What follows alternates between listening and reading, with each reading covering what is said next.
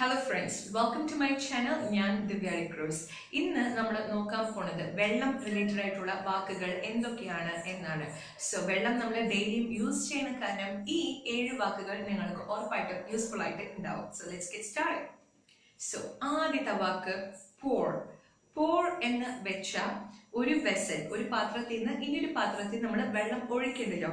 So ഈ വെള്ളം transfer ചെയ്യുന്നതിനെയാണ് നമ്മൾ വന്നിട്ട് pour എന്ന് പറയുന്നത്. ഈ ആടൊക്കെ നോക്കില്ലോ pour, rub, pour.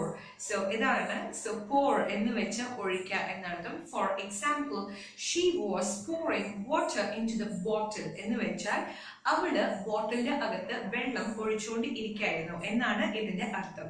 ആൻഡ് രണ്ടാമത്തെ വാക്ക് സിങ്ക്. സിങ്ക് എന്ന് വെച്ച വെള്ളത്തിന്റെ അകത്ത് ഇങ്ങനെ മുങ്ങിക്കിടക്കണമെന്നാണ് നമ്മൾ സിങ്ക് എന്ന് പറയുക. For example, iron sings in water എന്ന് വെച്ചാൽ ഇരുമ്പ് വെള്ളത്തിന്റെ അകത്ത് മുങ്ങിയിരിക്കും എന്നാണ് അർത്ഥം. സോ ഇവിടെ നമ്മൾ ശ്രദ്ധിക്കേണ്ട ഒരു കാര്യം, വെള്ളത്തിന്റെ അകത്ത് എന്ന് പറയാനായിട്ട് നമ്മൾ എപ്പോഴും ഇൻ വാട്ടർ എന്നാണ് പറയുന്നത്. ആൻഡ് ഓൺ വാട്ടർ എന്ന് യൂസ് ചെയ്ത്, ഓൺ വാട്ടർ എന്ന് വെച്ചാൽ വെള്ളത്തിന്റെ മീതെ എന്നാണ് അർത്ഥം. സോ വെള്ളത്തിന്റെ മീതെ ഒരു സാധനം ഉണ്ട് എന്ന് പറയാനായിട്ട് എന്ത് വാക്കാണ് യൂസ് ചെയ്യാം എന്ന് വെച്ച് ചോദിച്ചാൽ float.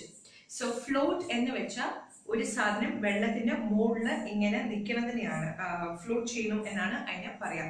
So for example, wood floats on water.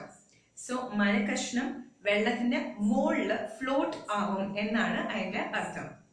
നാലാമത്തെ വാക്ക് സ്ലോപ്പ്. സ്ലോപ്പ് എന്ന് വെച്ചാൽ വെള്ളം ഇങ്ങനെ നിറഞ്ഞ് പുറത്ത് വരുന്നുണ്ടല്ലോ. സോ ഈ ഓവർഫ്ലോയിങ്, ഈ വാക്കിനെയാണ് നമ്മൾ സ്ലോപ്പ് എന്ന് പറയുക. So for example, the tank was slopping. the tank was slopping എന്ന് വെച്ചാൽ വെള്ളം ടാങ്കിൽ നിന്ന് പുറത്ത് വന്നുകൊണ്ടിരിക്കുന്നു, ടാങ്ക് വന്നിട്ട് ഓവർഫ്ലോ ആയിക്കൊണ്ടിരിക്കുന്നു എന്നാണ് ഇതിന്റെ അർത്ഥം. Fifth word, sprinkle. സ്പ്രിങ്കിൾ എന്ന് വെച്ചാൽ നമ്മൾ ഇങ്ങനെ വെള്ളം തെറിപ്പിക്കില്ലേ, ഈ വെള്ളം ഇങ്ങനെ തെറിപ്പിക്കണതിനെയാണ് നമ്മൾ സ്പ്രിങ്കിൾ എന്ന് പറയാം. So example, we sprinkled some water when she fainted. അപ്പോൾ ഇതിന്റെ അർത്ഥം അവള് ഫെയിന്റ് ആയപ്പോൾ ഞങ്ങൾ കുറച്ച് വെള്ളം അവളുടെ മുകളിൽ ഇങ്ങനെ തെറിപ്പിച്ചു, ഇങ്ങനെ സ്പ്രിങ്കിൾ ചെയ്തു എന്ന് അതിന്റെ അർത്ഥം. സോറി, ഞാൻ ഈ വാക്ക് വിട്ടുപോയി. ഇംഗ്ലീഷിൽ ഫെയിന്റ് എന്ന് വെച്ച ബോധം കെട എന്നാണ് അതിന്റെ അർത്ഥം. ആൻഡ് ആറാമത്തെ വാക്ക് സ്പ്ലാഷിംഗ്. സ്പ്ലാഷിംഗ് എന്ന് വെച്ചാൽ ഇങ്ങനെ വെള്ളം ഇങ്ങനെ നമ്മൾ തെറിപ്പിക്കില്ല, ഇങ്ങനെ തെറിപ്പിക്കുന്നത്. So that is called as splashing. So for example, stop splashing water on me എന്ന് നമ്മൾ പറഞ്ഞു എന്ന് വെച്ചാൽ അതിന്റെ അർത്ഥം എന്റെ മേത്ത് വെള്ളം തെറിപ്പിക്കുന്നത് നിർത്ത് എന്ന് നമ്മൾ പറയാനായിട്ട്. സോ ഫ്രണ്ട്സ് നമ്മുടെ മുകളിൽ ഇങ്ങനെ വെള്ളം തെറിപ്പിച്ച് ഇങ്ങനെ കളിക്കും, ഇങ്ങനെ വെള്ളമൊക്കെ അടിച്ച് ഇങ്ങനെ കളിക്കുമ്പോൾ you can tell stop splashing water on me എന്ന് നമുക്ക് പറയാം. And the final word is drowning.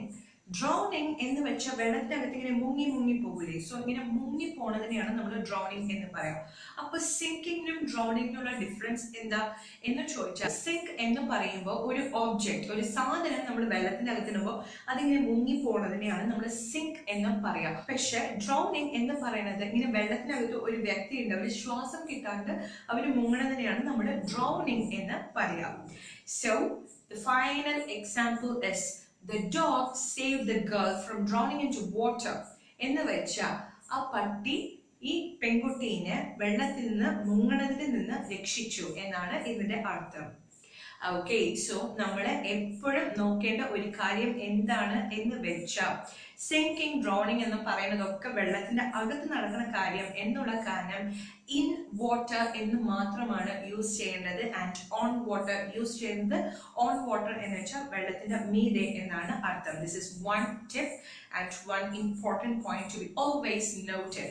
So ഈ 7 വാക്കുകൾ വെള്ളം റിലേറ്റഡ് ആയിട്ടുണ്ടായിരുന്നത് നിങ്ങൾക്ക് ഇഷ്ടപ്പെട്ടു എന്ന് വിചാരിക്കണം.